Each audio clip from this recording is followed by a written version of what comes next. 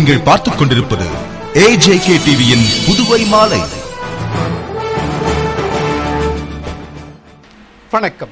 வங்கக்கடலில் மீன்பிடி தடைக்காலம் இன்று 15ஆம் தேதி துவங்கியுள்ள நிலையில் தடைக்கால நிவாரணத்தை விரைந்து வழங்க வேண்டும் என்று மீனவர்கள் வேண்டுகோள் விடுத்துள்ளனர். வங்கக்கடலில் மீன்களின் இனப்பெருக்கத்தை கருத்தில் கொண்டு ஒவ்வொரு ஆண்டும் ஏப்ரல் மே மாதங்களில் 45 நாட்களுக்கு மீனவர்கள் மீன்பிடிக்க தடை விதிக்கப்படுகிறது. அதன்படி இந்த ஆண்டும் மீன்களின் இன விருத்திக்காக 45 நாட்கள் மீன்பிடி தடை காலம் இன்று 15ஆம் தேதி முதல் துவங்கியுள்ளது.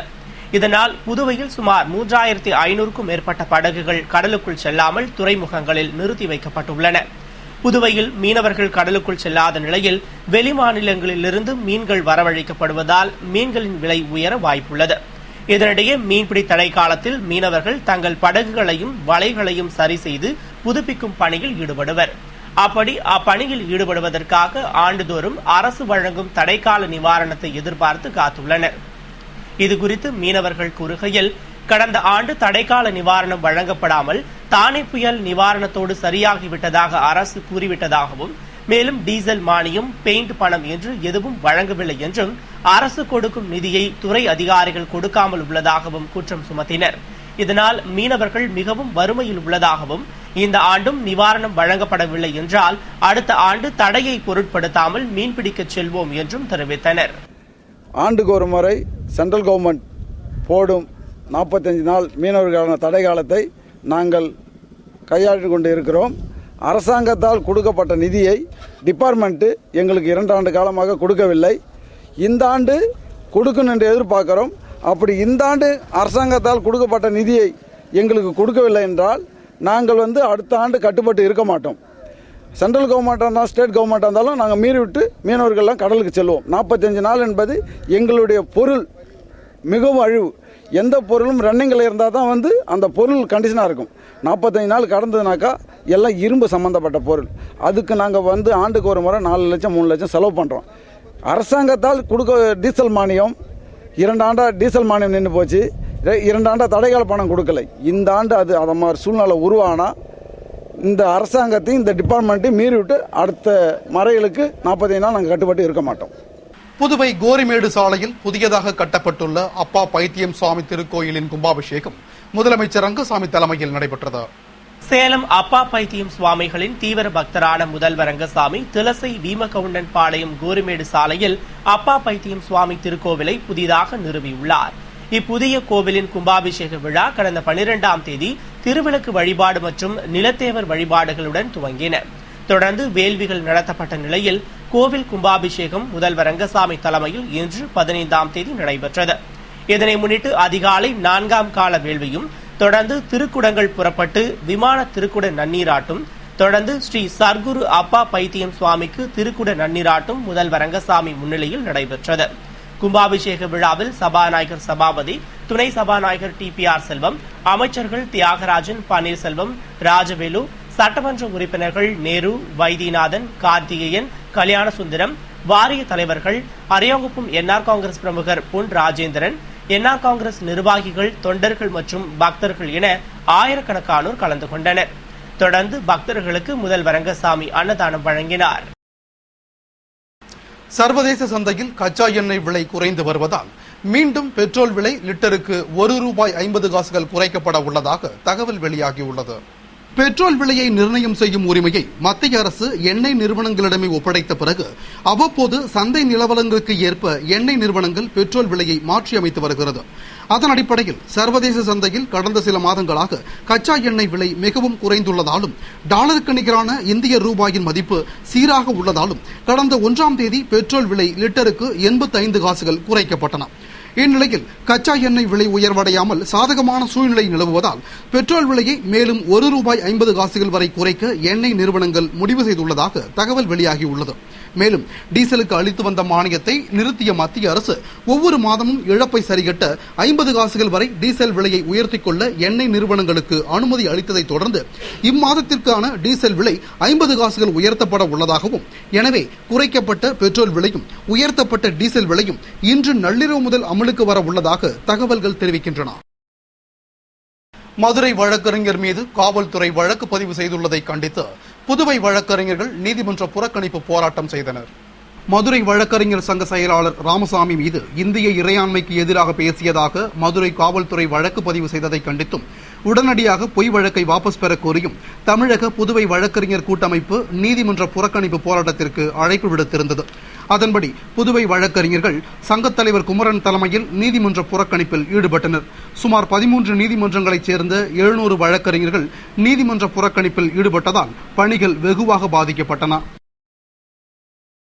புதுவையில் உயர்த்தப்பட்டுள்ள மின் கட்டணத்தை உடனடியாக திரும்பப் பெற வேண்டும் என்று பாட்டாளி மக்கள் கட்சியின் மாநில செயலாளர் அனந்தராமன் வலியுறுத்தியுள்ளார். இது தொடர்பாக பாட்டாளி மக்கள் கட்சியின் மாநில செயலாளர் அனந்தராமன் வெளியிட்டுள்ள அறிக்கையில், புதுவையில் வீடுகளுக்கு மின் கட்டணம் குறைந்தபட்சம் 40 காசுகள் முதல் ₹1 வரை உயர்த்தப்பட்டுள்ளதாகவும், ஏற்கனவே விண்ணை முட்டும் அளவிற்கு விலைவாசி உயர்வும் வாட் வரி உயர்வும் புதுவை மக்களை பெரும் துன்பத்திற்கு ஆழ்த்தியுள்ள நிலையில் மின் கட்டண உயர்வு மேலும் அவர்களை பாதிக்கும் என்றும், புதுவை அரசின் நிதி நெருக்கடி ஒட்டுமொத்தமாக புதுவை மாநிலத்தின் பொருளாதாரத்தை சீர்குலைய செய்துள்ளதாக தெரிவித்துள்ளார். அரசின் பல்வேறு துறைகளில் சம்பளம் வழங்காமல் ஊழியர்களும், வறட்சியால் விவசாயிகளும், விலைவாசி உயர்வால் அனைத்து தரப்பு மக்களும் ஏழ்மை நிலையில் உள்ளதாகவும், எனவே யாராலும் மின் கட்டண உயர்வை ஏற்க முடியாது என்று தெரிவித்துள்ள அவர், மத்திய அரசுடன் போராடி புதுவையின் நிதி ஆதாரத்தை பெருக்குவதற்கு பதிலாக ஏழை மக்களின் வயிற்றில் அடித்து நிதி ஆதாரத்தை பெருக்க முயற்சிப்பதை வன்மையாக கண்டிப்பதாகவும், எனவே உடனடியாக மின் கட்டண உயர்வை வாபஸ் பெற வேண்டும் என்றும், இல்லை என்றால் பாட்டாளி மக்கள் கட்சி சார்பில் மாபெரும் போராட்டம் நடத்தப்படும் என்றும் அவர் தெரிவித்துள்ளார். புதுவை அரியாங்குப்பம் ஸ்ரீ செடிலாடும் செங்கழுநீர் மாரியம்மன் ஆலய செடல் திருவிழாவின் 4ஆம் நாள் நாக வாகன உற்சவம் வெகு சிறப்பாக நடைபெற்றது. புதுவை அரியாங்குப்பத்தில் அமைந்துள்ள ஸ்ரீ செடிலாடும் செங்கழுநீர் மாரியம்மன் கோவிலின் 99வது ஆண்டு செடல் திருவிழாவை முன்னிட்டு இளைஞர்கள் விழா குழுவினர் நடத்திய 4ஆம் நாள் நாக வாகன உற்சவம் விமரிசையாக நடைபெற்றது. உற்சவத்தின் முதல் நிகழ்ச்சியாக காலை புதியதாக உருவாக்கப்பட்ட நாக வாகனம் கரிகோள் வீதி உலா நடைபெற்றது.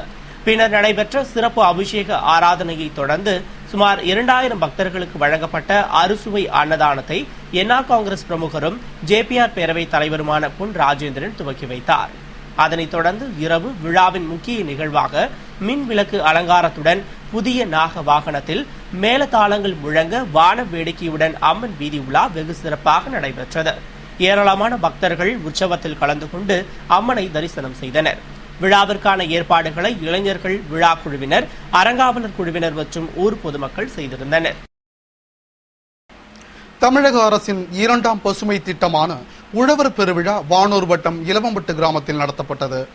தமிழக அரசு வேளாண்மை துறை, வருவாய்த்துறை, ஊரக வளர்ச்சித்துறை, தோட்டக்கலைத்துறை, கூட்டுறவுத்துறை, வேளாண்மை பொறியியல் துறை, வேளாண் வணிகத்துறை, கால்நடை பராமரிப்புத்துறை மற்றும் தொண்டு நிறுவனங்கள் சார்பில் வானூர் வட்டம், குன்னம் ஊராட்சி, இலவம்பட்டு மற்றும் தேர்குணம், முருக்கம் ஊராட்சி விவசாயிகளுக்காக தமிழக அரசின் 2ஆம் பசுமை புரட்சி திட்டமான உழவர் பெருவிழா 2013 இலவம்பட்டு கிராமத்தில் நடத்தப்பட்டது.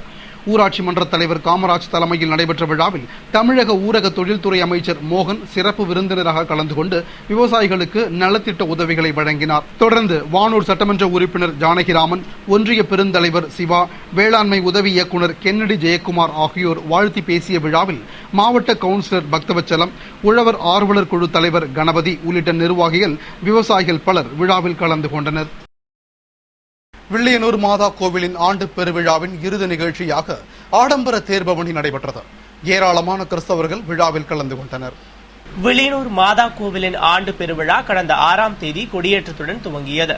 திருவிழா நவ நாட்களில் தினமும் காலை மாலையில் திருப்பள்ளியும் மறைவுரை தேர்பவனியும் நடைபெற்று வந்த நிலையில் பெருவிழாவின் இறுதி நாளான நேற்று 14ஆம் தேதி காலை புதுவை கடலூர் உயர் மறைமாவட்ட பேராயர் அந்தோணி ஆனந்தராயர் தலைமையில் திருவிழா கூட்டு திருப்பலி நடைபெற்றது.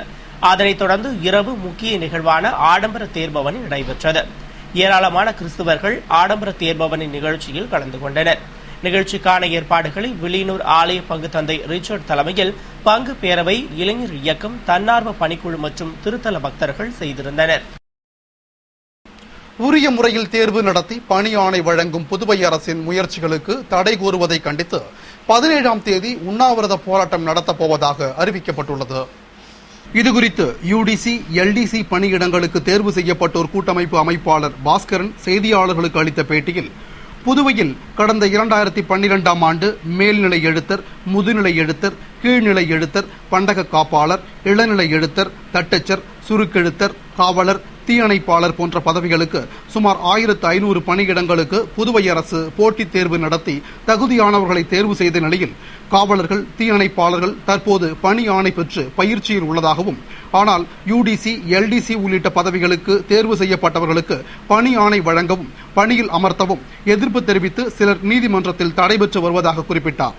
புதுவை அரசு உரிய முறையில் தேர்வு நடத்தி இடஒதுக்கீட்டின் அடிப்படையில் பணி ஆணை வழங்கியுள்ளதாகவும், ஆனால் தோல்வியுற்றவர்களில் சிலர் காழ்ப்புணர்ச்சியின் காரணமாக அரசின் நியாயமான தேர்வுக்கு முட்டுக்கட்டை ஏற்படுத்தும் வகையில் செயல்படுவதாகவும், எனவே அரசின் முயற்சிகளுக்கு தடை போடும் சக்திகளை கண்டித்து வரும் 17ஆம் தேதி தலைமை தபால் நிலையம் முன்பு உண்ணாவிரத போராட்டம் நடத்த உள்ளதாகவும், அதில் UDC, LDC பணியிடங்களுக்கு தேர்வு செய்யப்பட்டவர்கள் குடும்பத்துடன் பங்கேற்க உள்ளதாகவும் தெரிவித்தார்.